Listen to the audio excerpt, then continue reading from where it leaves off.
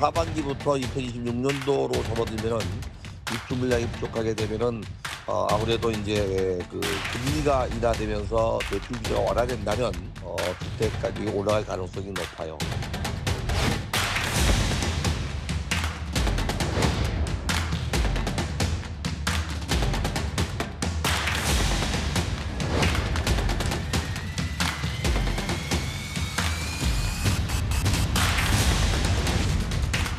대출 규제 같은 영향 때문에 거래량이 줄어들다 보니까 이제 저가 매물 위주로 거래가 되고 있고 당분간은 이제 하락 쪽으로 전하는 상태가 유지될 것 같고요.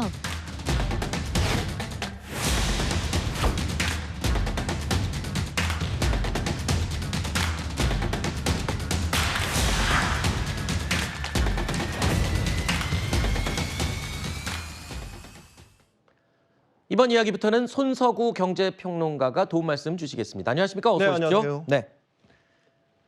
어느덧 2024년 한 해도 한 달여밖에 남지 않았습니다. 이런 가운데 내년 경제 전망 그리 밝지는 않은 것 같습니다. 여기에는 주택 시장 이야기도 포함이 되는데요. 내년부터 3년 동안 수도권 아파트를 포함해서 전국 주택 입주 물량이 급격히 줄어들 것이라는 전망이 나왔습니다.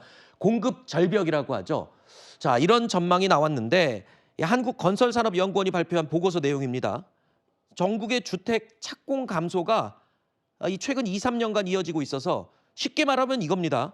공급이 급격히 줄면서 집값이 그러면 오른다는 얘기가 되는 거 아닙니까? 그렇죠. 어. 가격을 결정하는 가장 기본적인 요소는 네. 공급과 수요의 원리에 의해서 그렇죠. 가격이 결정이 되죠. 네. 지금 그 공급이 부족하기 때문에 네. 상대적으로 부족한 것 때문에 가격이 오른다라는 거였고 네. 객관적으로 보면 사실 부동산 시장이 전반적으로 보면 오를 상황은 아니었죠. 그런데 네. 올해 집값이 많이 올랐죠. 이 이야기는 기본적으로 집값을 결정하는 요인에 있어서 세 가지 정도를 꼽게 되는데 네. 금리가 하나 있고요. 아까 말씀드렸던 공급과 수요의 원리가 하나가 있고요. 또 하나는 매수 심리가 네. 있습니다. 올해 집값이 올랐던 거는 금리 때문은 아닙니다. 네. 금리는 기본적으로 높은 상태에서 집값이 오르지는 않죠. 반대로 움직이거든요. 네. 매수 심리가 상당히 강하게 작용했다라고 볼 수 있거든요. 이 매수 심리가 작용한 데에는 대출 규제가 조이고 풀리고 하는 이 역학관계에 따라서 움직였다라고 보고 네. 그러면 내년 전망은 어떻게 할 것이냐라는 걸 봤었을 때 공급이 부족해서 집값이 오를 것이라는 구조적인 지금 흐름대로 가고 있다. 이런 전망이 나오는 거고 네. 건사년의 통계는 그걸 뒷받침하는 것이라고 볼 수 있겠죠. 네. 기본적으로 전국에서 필요한 연간 준공 물량이 42만여 가구 정도가 됩니다. 네. 근데 아시겠지만 고금리 기간 동안에 부동산 시장이 침체로 접어들었지 않습니까? 네. 공급을 그 기간에 많이 못했어요. 그러니까 착공을 못했다는 얘기죠. 음. 그 여파가 3년, 4년 뒤에 나타나기 시작한 건데 그게 이제 내년부터 본격적으로 나타날 거다. 내년부터 2, 3년 동안 이미 나타나고 있습니다. 네. 보통 지금 평균 42만여 가구인데 이미 작년에 그 평균보다 밑도는 준공 실적을 나타냈습니다. 그렇군요. 그 추세가 더 심화될 것이란 거죠. 네. 그런데요. 참 이게 헷갈립니다.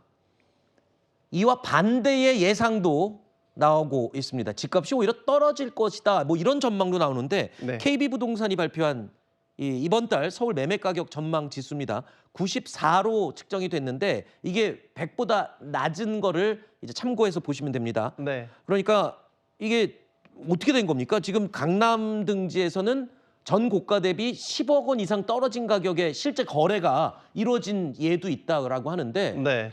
뭐 어느 장단에 지금 이거를 봐야 되는 겁니까? 제가 아까 올해 집값이 이상하게 많이 오는 거는 네. 매수 심리가 상당히 과열됐기 때문이라고 말씀을 그렇죠. 드렸잖아요. 그 매수 심리가 이제 꺾여가고 있다라는 아하. 것으로 해석을 해야 됩니다. 네. 왜 우리가 매수 심리가 이렇게 과열이 됐었냐?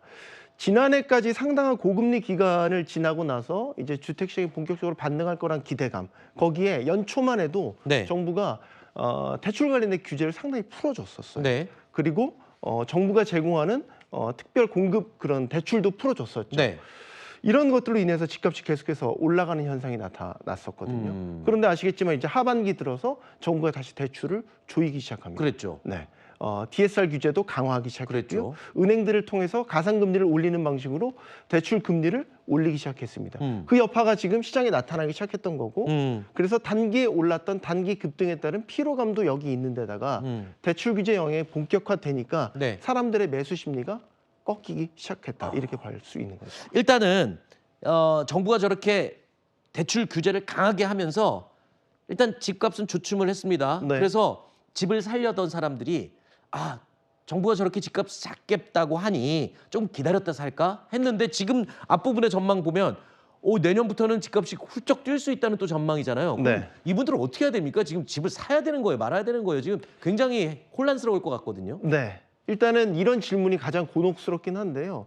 실수요자라면 네. 가격에 오르고 내린 거에 상관없이 본인의 주택 구매 계획대로 가시는 게 맞다라고 네. 생각합니다. 왜냐, 내가 살고 싶은 집만 가격이 오르거나 내리는 건 아니거든요. 그렇죠. 오르면 전체적으로 다 오르고 내리면 또 전체적으로 다 내리기 때문에 네. 실수요자라면 자신의 자금 계획이나 이런 것들에 따라서 계획대로 밀어붙이시는 게 낫다. 다만 조금 버티실 수 있는 분이라면 공급이 좀 풀리는 시기를 노려라라고 말씀을 드리고 싶습니다. 네. 그 시기가 3기 신도시가 본격적으로 분양이 이루어지는 시점. 네. 그리고 지금 1기 신도시도 재개발 재건축에 들어갔죠. 네. 그 재개발 재건축에 따른 물량들이 많이 나오는 시점. 네. 그 시점을 따지게 되면 2027년 정도부터라고 생각을 할 수 있겠습니다. 아이고야, 아직 한참 남았네요. 아직은 그렇죠. 지금 그렇군요. 향후 한 2, 3년이 네. 가장 공급 측면에 있어서는 네. 가장 힘든 시기가 되지 않을까 예상됩니다. 알겠습니다.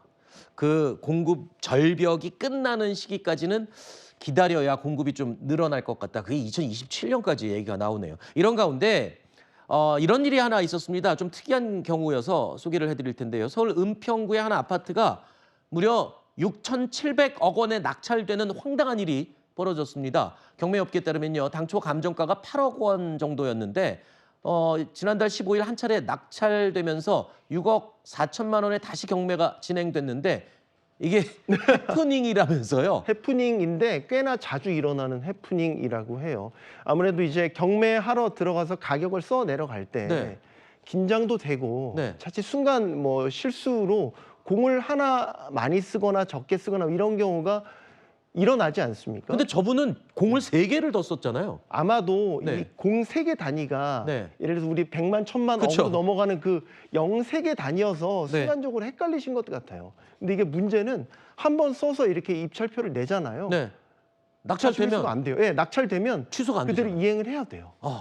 근데 6,700억을 낼 수가 없잖아요. 낼 수 없죠. 그러면은 그냥 포기를 할 텐데 포기에 따른 페널티가 있습니다. 뭐죠?